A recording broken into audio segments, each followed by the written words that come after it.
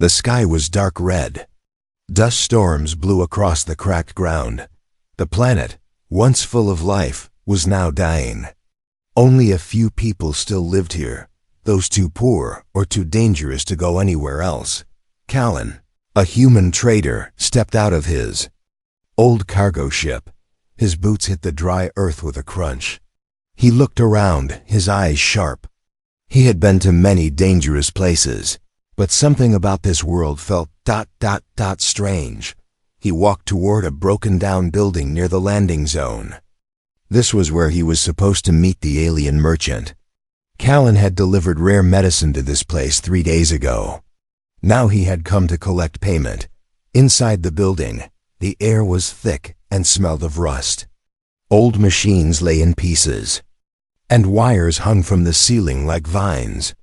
At the back, the alien merchant sat behind a metal table.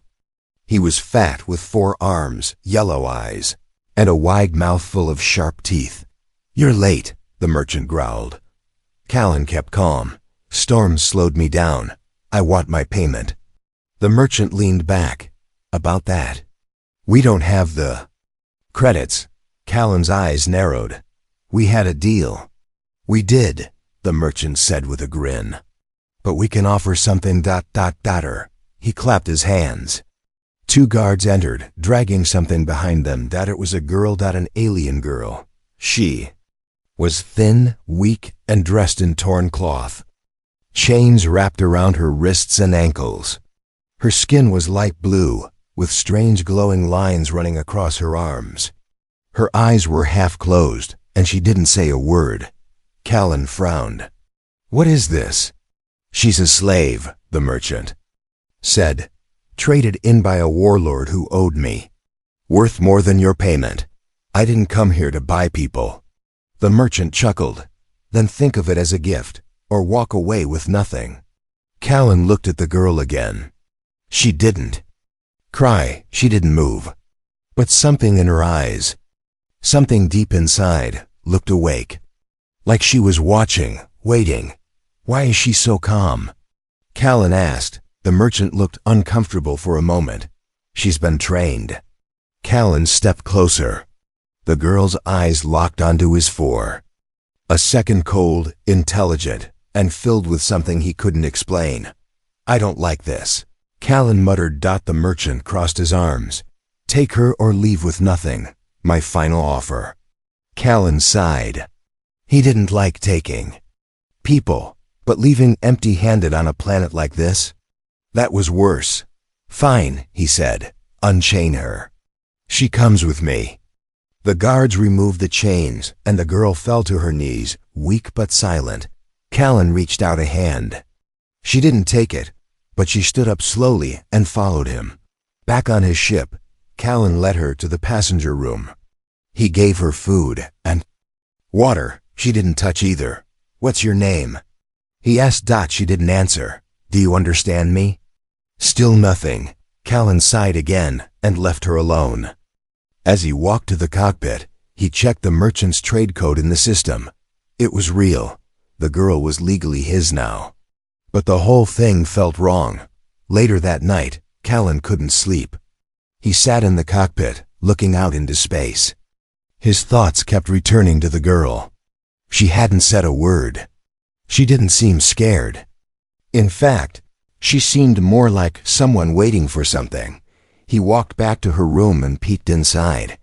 She was awake. Sitting on the floor, staring at him. In the dim light, Callan noticed something glowing on her wrist, a strange mark. A symbol. He pulled out his scanner, aimed it at her wrist. Beep. The screen flashed red. "Error. Unrecognized code." "What the?" Callan whispered. The scanner shut down completely. He looked at the girl. Her eyes were now wide open, watching him carefully. "You're not just a slave, are you?" he said softly. Still, she said nothing. But in her silence, Callan felt a chill run down his spine. This girl was hiding something big, and he had just brought it onto his ship. Callan dreamed of fire. Flames burned across alien cities. Screams echoed in his ears. At the center of the chaos stood her, the blue-skinned girl. But she wasn't weak or chained. She wore silver armor and a glowing crown. Her eyes burned like stars.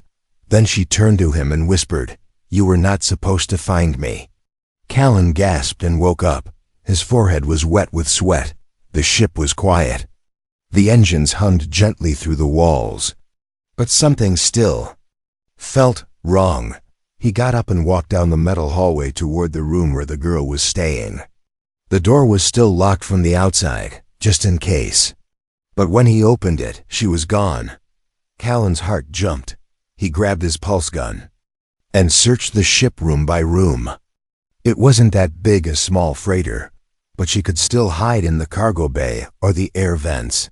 Finally, he found her. She was sitting in the dark cargo hold, cross-legged on the floor, completely still. A single light from above cast her face in shadow. She didn't look surprised to see him. "You scared me," Callan said, lowering his gun. No answer. "Why didn't you stay in your room?" Still silence. He stepped closer. "Are you mute? Can you not talk?" The girl finally blinked. Her voice was quiet, barely a whisper. "I can talk." Callan stared. "Then why haven't you?" She looked away. "Words can be dangerous. What's your name?" She paused. "Lyra." "Lyra," Callan repeated. "That doesn't sound like a slave name." "I wasn't born a slave." There was something in her voice, cold, sharp, and powerful. Like a person who had once given orders, not taken them. "Who were you before?" he asked. She shook her head. "It doesn't matter." "It does too." "Me," Callan said. "You were sold like property. I don't know who you are, what you've done, or why a merchant was so eager to get rid of you. But I do know you're not what you seem." Lyra's eyes locked on his. "You should have left me there." Callan crossed his arms. "Why?" "You'd still be in chains. Better than dragging you into danger." Before Callan could ask more, the ship's alert system beeped. He walked to the control panel. Incoming transmission. It was strange. No name, no ID, just a signal. He opened it. A robotic voice said, "Deliver the girl, or we will come and take her." Then the signal ended. Callan looked at Lyra. "Friends of yours?" She stood slowly. "No, enemies." Callan narrowed his eyes. "Why are they after you?" "Who are you?" Lyra didn't speak. He raised his voice. "You're putting me in danger. I deserve to know." She walked past him, her face unreadable. "I didn't ask you to save me." Callan grabbed her arm. "I did save you. That means your problems are now mine." Lyra's expression changed slightly. Not anger, not fear, but sadness. "You won't understand," she said. "And if you do, you'll wish you never did." She pulled her arm free and disappeared into the hallway. Callan stood there for a long moment, feeling the weight of something much bigger than himself pressing down on his shoulders. Who was this girl? Why did she fight so hard to stay silent? And what kind of secret made enemies send a threat like that? He didn't know yet. But soon he would, and it might cost him everything. The stars outside the ship were calm, but inside Callan's ship, something was building. Like pressure in the air before a storm. Lyra stood in the shadows of the hallway, her eyes closed. Her fingers moved slowly through the air, drawing symbols only she understood. She whispered something in her own alien language. Behind her, Callan watched silently from the corner. "What are you doing?" he finally asked. Lyra stopped moving. "Listening." "Listening to what?" "The ship's quiet."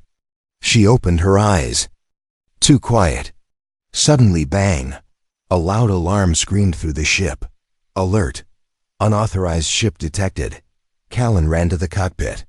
A large, black ship was floating outside, blocking their path. No lights, no ID signal, just silent. And waiting. Pirates. Callan muttered. The screen lit up with a message. "Prepare to be boarded."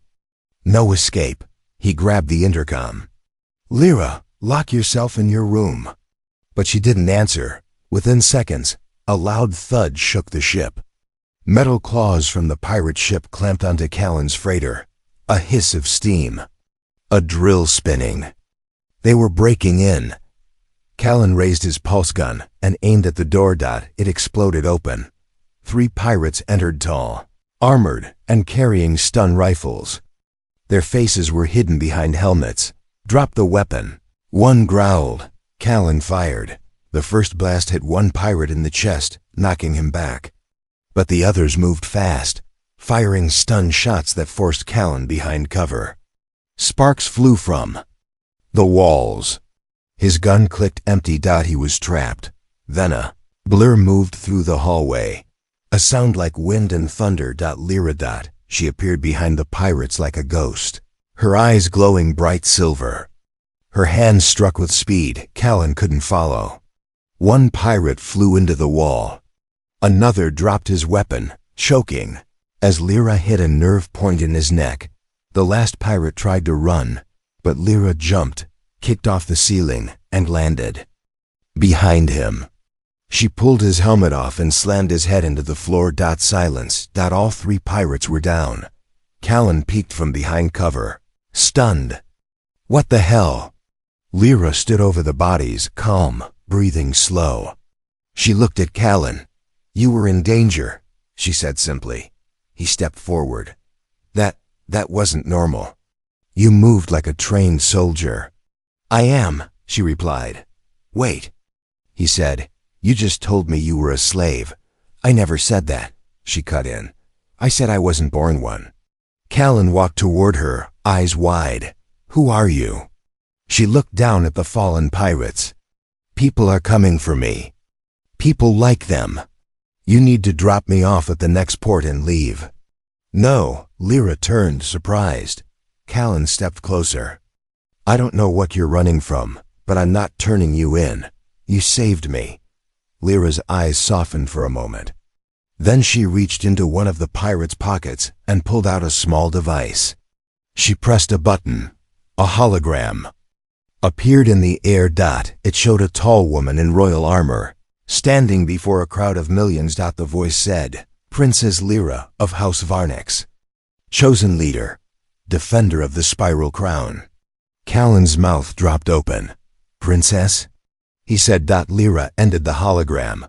"That was a long time ago," she said. "Now I'm just a runaway." Callan's mind raced. Everything suddenly made sense. The merchant wanted her gone. Pirates were hunting her. She fought like a warrior, and her name, Lyra. "You're the lost princess," he whispered. She didn't reply, but she didn't deny it either. Just then, a second alert sounded from the ship. More enemy signals detected. Callan looked at her. "We need to get out of here." She nodded. "Set course for a place they won't follow." "Where?" Lyra's eyes were full of shadows. "To the graveyard of kings," Callan blinked. "That's not on any map." She stepped into the cockpit. Beside him, "It's not meant to be." The stars outside were dying. Nebulas flickered like old lamps. Dead satellites floated past the ship like forgotten bones. This place wasn't on any map. It didn't have a name. Just a nickname whispered by smugglers and grave robbers. The Graveyard of Kings. Callan's ship flew slowly between massive wrecks of ancient warships, some the size of cities, broken in half. Gold flags still fluttered inside, shattered. Windows, all silent. All empty. Lyra stood at the front window, staring out. She looked like someone returning to a grave. "You've been here before," Callan said. She didn't answer at first. Then she nodded. "My father brought me here once," he said. "One day you may have to bury the old world and build a new one." Callan watched her carefully. She looked different now, more like a leader than a lost girl. "What is this place, really?" he asked. Lyra pointed at the largest shipwreck ahead. That was the Royal Ark. It carried the last kings of the old alliance before the Empire destroyed them. "And now?" Callan asked. "It's where I hid the truth." They landed near the broken ship. The inside was dark and cold. Long halls full of dust, silent statues, and frozen air. The light from Callan's wrist torch revealed golden carvings on the wall's ancient language, forgotten by time. Suddenly, Lyra stopped in front of a large metal door. "This is it," she said. She placed her hand on a flat stone beside the door. Nothing happened. She bit her lip, then pulled a thin knife from her boot. Before Callan could stop her, she cut her palm and pressed it to the stone. The wall lit up blue, scanning. Royal blood confirmed. The door slid open with a deep groan. Inside was a small room with a glowing orb floating in the center. Callan stared in silence. The air felt heavy, like standing inside a memory. "What is that?" he whispered. Lyra stepped forward. "It's called the Crest of Varnix. My family's bloodline is tied to it. Only I can activate it." She reached out and touched the orb. It burst with light, projecting images in the air. Millions of alien citizens cheering. Lyra, younger, standing in shining armor. A tall king, placing a crown on her head. Then a secret meeting in a dark hall. Her uncle arguing with advisors. Soldiers sneaking into her room at night. Chains. A ship. The merchant's face. Callan stared at the holograms as the truth unfolded. "You were betrayed," he said slowly. "By your own family." Lyra's face was calm, but her hands shook. "My uncle wanted power. I refused to become his puppet queen. So he sold me. Erased me, turned me into a ghost." "And this orb?" Callan asked. "It holds everything. Royal codes. Family secrets. Proof of my blood. The people will follow me. If I show them this." Callan looked at her. "Then why haven't you?" "Because if I do, I'll have to go back. Fight, kill, lead." She turned toward him. "And I'm not sure I'm strong." "Enough." Callan took a breath. "I've seen you fight. You're strong." "I wasn't strong enough to stop them before," she whispered. He stepped closer. "But you're not alone anymore." Lyra blinked, surprised. Suddenly, the orb flickered red. "Warning, unauthorized signal detected." Lyra's eyes widened. "They followed us." Callan grabbed her hand. "We have to go, now." They ran back through the halls as the broken ship shook. Outside, enemy fighters were already landing. As they reached the freighter, Callan turned to her. "This orb, does it still work?" She nodded. "But it must reach a signal tower to broadcast." "Then that's where we go next."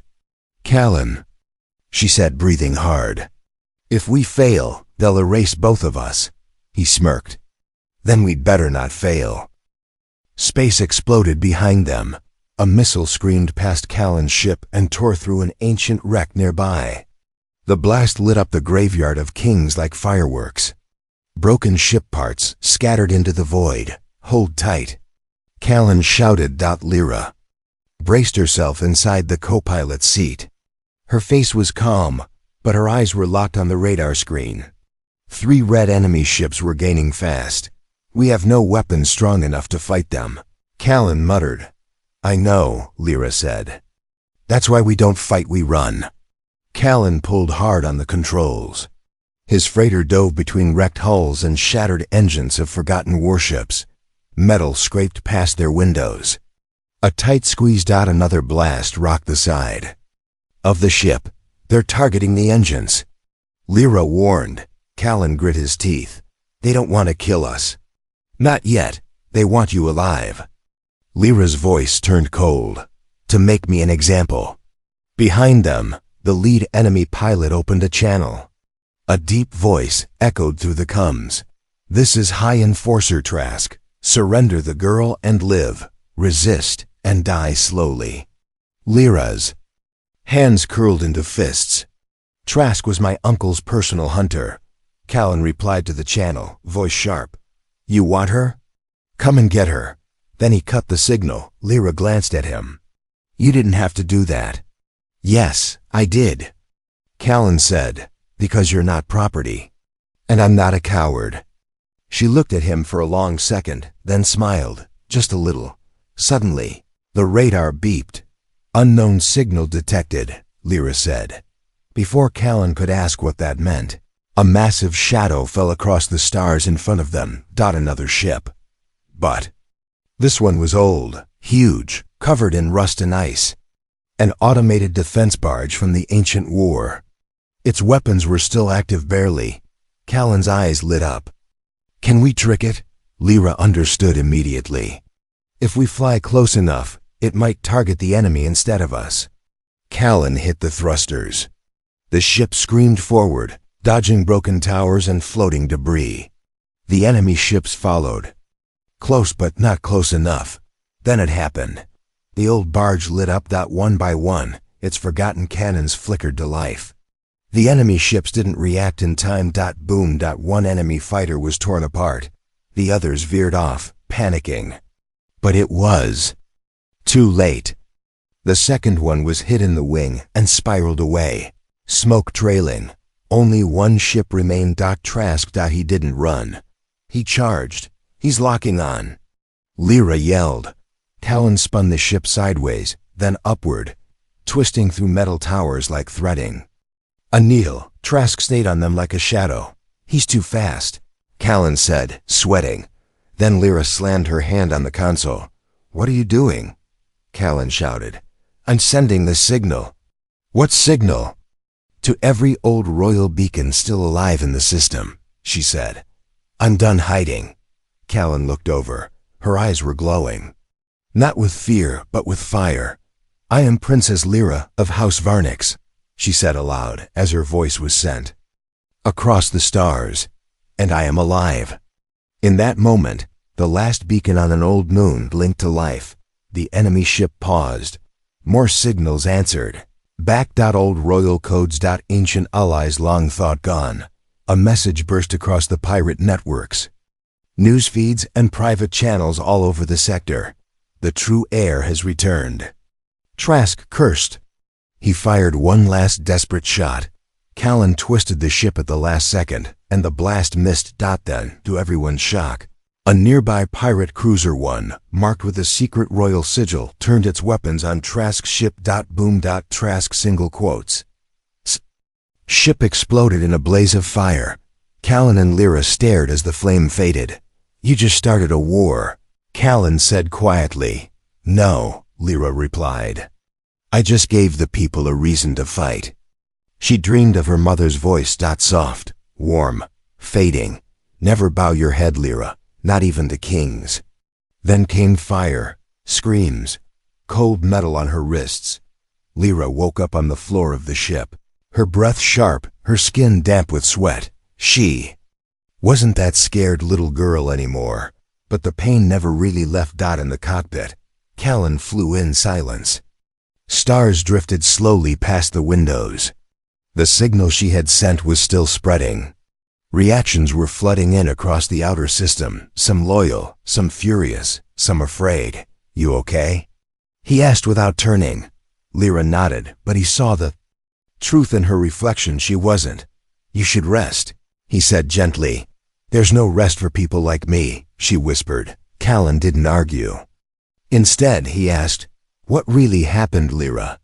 From the beginning, she stared ahead. For a long time she didn't speak. Then her voice broke the silence. I was 12 when the Emperor came to our home world. He brought gifts, promises, and his son. She closed her eyes. My uncle saw a chance to join power with the Empire. They arranged a union without asking me. You refused? Callan asked. I said I would rather die, Lyra said. That night I was taken. My father tried to fight, but he was poisoned before sunrise. My mother was executed as a traitor. Callan's hands gripped the controls tighter. They erased me from the records, Lyra continued. My uncle said I died in the fire, but I was sold to silence me.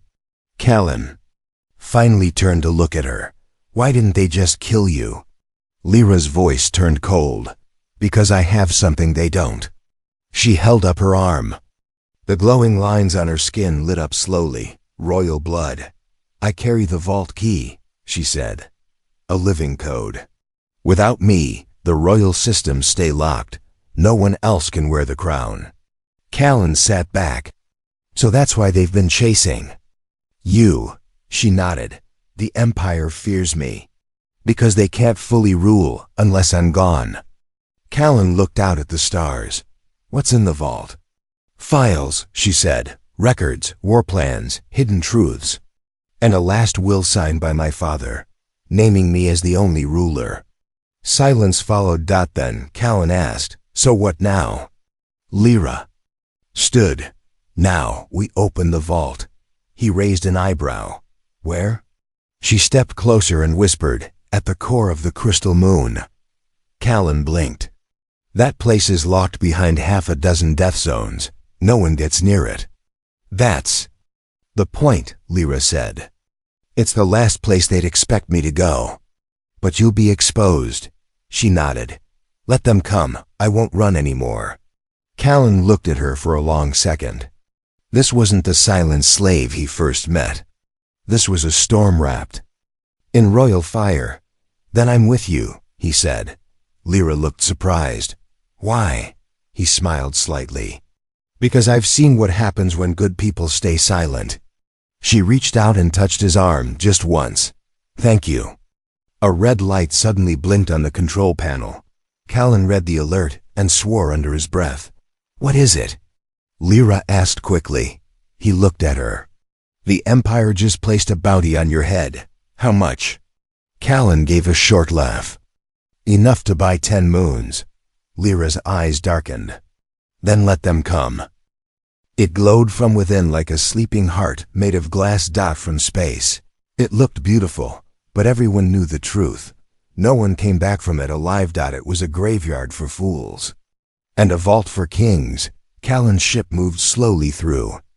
The glowing dust around the moon, alarms blinked red. Shields flickered. The pressure outside could crush a cruiser. This place is tearing the ship apart, Callan warned. Lyra didn't blink. She stood still, staring at the surface of the moon. We're close, she said. I can feel it. They landed on a narrow ridge of glowing stone. Beneath it, miles of crystal tunnels reached deep into the moon's heart. Lyra stepped out first. She walked toward a tall silver door half buried in the stone. Symbols were carved across it, royal symbols. She placed her palm on it. A blue light scanned her body. Voice. Heir of Varnix confirmed. Welcome home. Door opened. Callan followed her inside. The chamber was round, with walls made of mirror-like crystal. In the center stood a pedestal with a floating crown and a small, glowing cube. Lyra stepped forward. This is the royal vault, she said softly. Everything the Empire tried to erase is here. She reached out and touched the cube. The room came alive. Holograms filled the space images of her father's voice. Documents, military orders, maps, secrets. Even footage of her uncle betraying the royal family. Everything needed to crush. The Empire's lies was here. Suddenly the ground shook. The ceiling cracked. Enemy ships had followed them. Move! Callan shouted. The outer wall exploded. Soldiers in black armor rushed in, weapons raised. Behind them came Trask's replacement, a cold-eyed commander named Vorn. There she is, Vorn barked. The fake princess. Lyra didn't run. She picked up the cube, pressed a button, and threw it into the air. A glowing beam shot straight upward, passing through the ceiling and into the sky. The message was now broadcasting to every corner of the galaxy. Vorn screamed, "Stop it! Shoot her!" Callan dove in front of her, firing wildly. The room turned into chaos, blasters flashing, crystal walls cracking. Soldiers fell. Callan was hit in the side, falling hard to the floor. Lyra turned. "Callan," he smiled weakly. "Go. Finish it." She stood tall and stepped up to the pedestal. The crown floated above it, light gold, thin, shaped like flame and wind. She placed it on her head. A deep voice echoed in the chamber. Royal command accepted. New queen registered. The enemy soldiers froze. Their weapons shut down, their armor locked. Lyra spoke with calm power. Kneel. Every soldier dropped to one knee. Vorn screamed, but the chamber's defense system struck him down with a bolt of light. Outside, the Empire's warships received the signal. All over the galaxy, people saw her face, heard her voice, and watched the truth unfold. Rebellions lit up across 100 planets. The Empire began to crumble. Days later, Callan woke up in a soft bed inside a royal medical ship. Lyra sat beside him, her arm bandaged, her crown resting on the table. "You're alive," she said. "So are you," he smiled. She held his hand. "They call you the man who helped save a queen." He laughed weakly. "I just wanted my payment." "You'll get it," she said, "but not in credits." She leaned closer. "You'll get a place beside me."